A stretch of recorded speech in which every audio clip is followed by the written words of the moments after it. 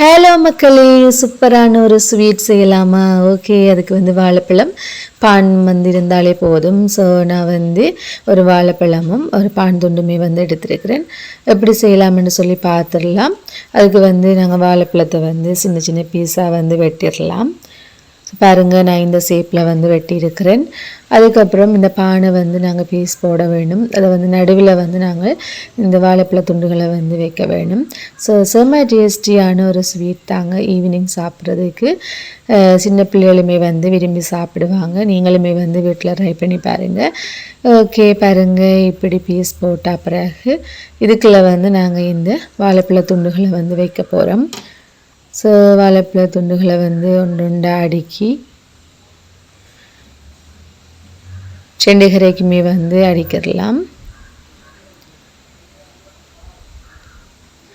பாருங்க இப்படி அடிக்கிறேன்னு சொல்லி. ஸோ இதோட காரத்துக்காக நான் கொஞ்சமாக பப்ரிக்கா தூள் தாங்க போட போகிறேன்.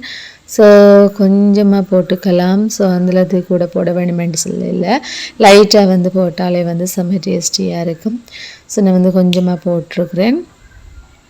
அப்படியே போட்டுட்டு இதை நாங்கள் மூடிக்கலாம். ஸோ இப்படி மூடினா பிறகு பாருங்கள், நாங்கள் லைட்டாக மேலே அமர்த்தி விடலாம். அதுக்கப்புறம் நான் சாக்லேட் மில்க் தாங்க எடுத்துருக்கிறேன். கொஞ்சமாக எடுத்துருக்கிறேன். அதுக்கப்புறம் ஒரு கடாயை சூடு பண்ணிவிட்டு நாங்கள் இந்த பானை வாட்டி எடுக்க வேணும். ஸோ நெய் கொஞ்சமாக சேர்த்துக்கிறேன்.